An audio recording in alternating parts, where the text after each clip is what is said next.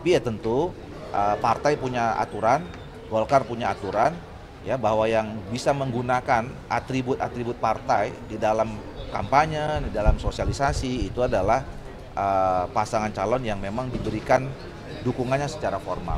Itu yang gitu. Pak Doli tadi kan Bapak bilang Bapak menyarankan untuk nggak dikenakan sanksi ke Bu Airin kan, tapi berarti dari Golkar sendiri belum ada keputusan apa-apa atau gimana? Itu kan saran saya pribadi, ya, saran saya pribadi.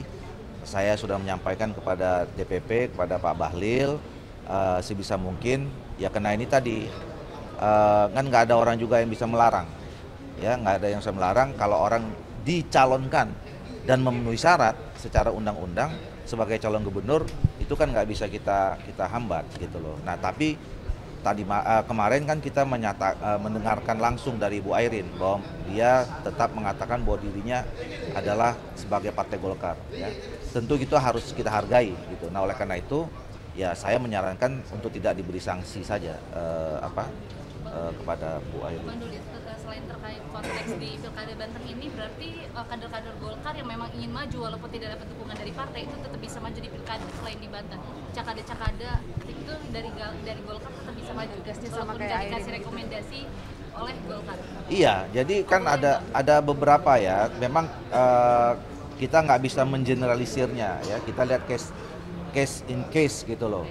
Dan apa sebabnya, ya? Kenapa seseorang atau misalnya kader Golkar mencalonkan diri di luar dari pencalonan dari Golkar secara formal, ya. Kita nggak bisa mengeneralisir, tapi ada beberapa daerah yang lain, ya, bahkan misalnya di satu daerah itu tidak ada calon lain dari partai lain kecuali cuma dari partai Golkar yang ada 2 atau 3 gitu. Ya kita mempersilahkan saja mereka untuk jadi all Golkar final misalnya jadinya, ya.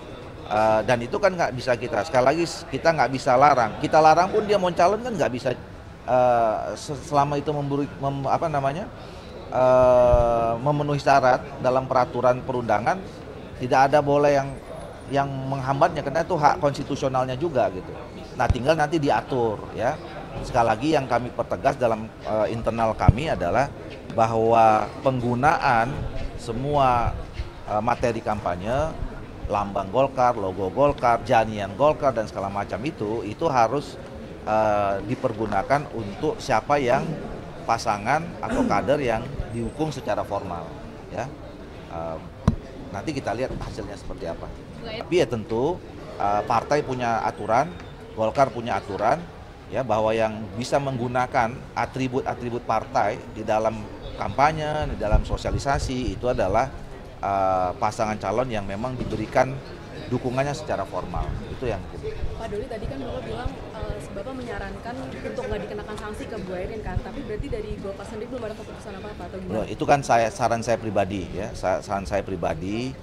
Saya sudah menyampaikan kepada DPP, kepada Pak Bahlil, sebisa mungkin ya kena ini tadi, kan nggak ada orang juga yang bisa melarang, ya, nggak ada yang bisa melarang kalau orang dicalonkan dan memenuhi syarat secara undang-undang sebagai calon gubernur, itu kan nggak bisa kita hambat gitu loh. Nah tapi kemarin kan kita mendengarkan langsung dari Bu Airin bahwa dia tetap mengatakan bahwa dirinya adalah sebagai partai Golkar, ya.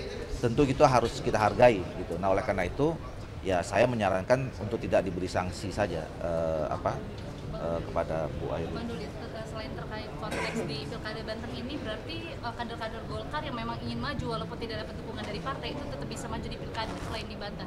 Cakada-cakada itu dari Golkar tetap bisa maju, walaupun tidak dikasih rekomendasi oleh Golkar.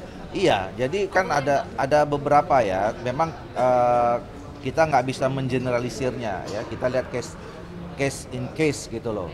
Dan apa sebabnya, ya? Kenapa seseorang atau misalnya kader Golkar mencalonkan diri di luar dari pencalonan dari Golkar secara formal, ya. Kita nggak bisa mengeneralisir, tapi ada beberapa daerah yang lain, ya, bahkan misalnya di satu daerah itu tidak ada calon lain dari partai lain kecuali cuma dari partai Golkar yang ada 2 atau 3 gitu.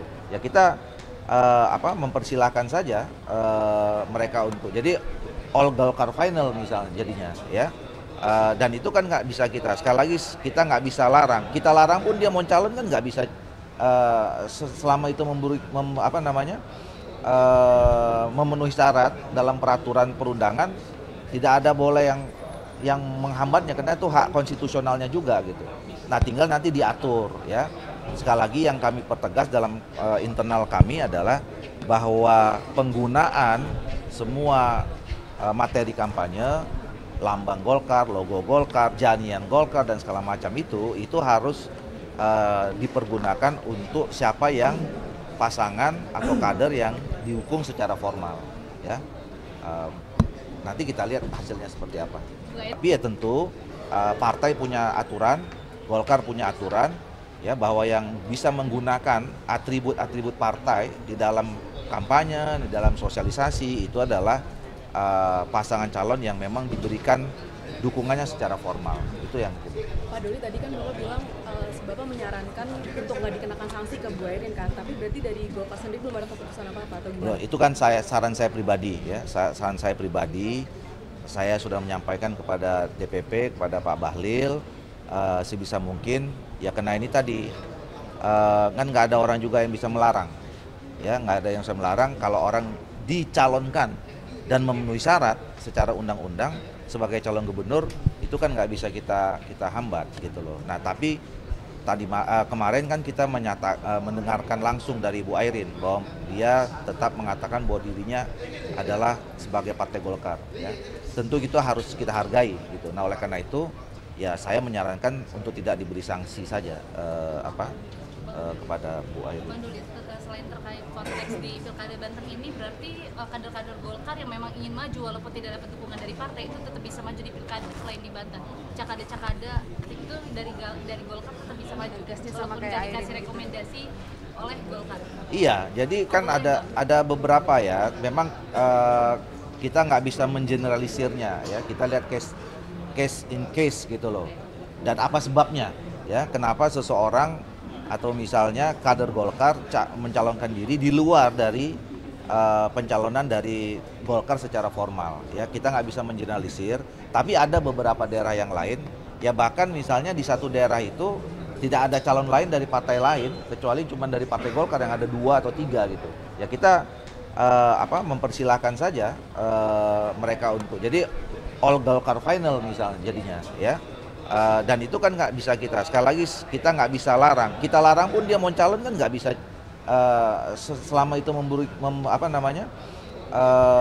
memenuhi syarat dalam peraturan perundangan, tidak ada boleh yang menghambatnya karena itu hak konstitusionalnya juga gitu. Nah, tinggal nanti diatur ya.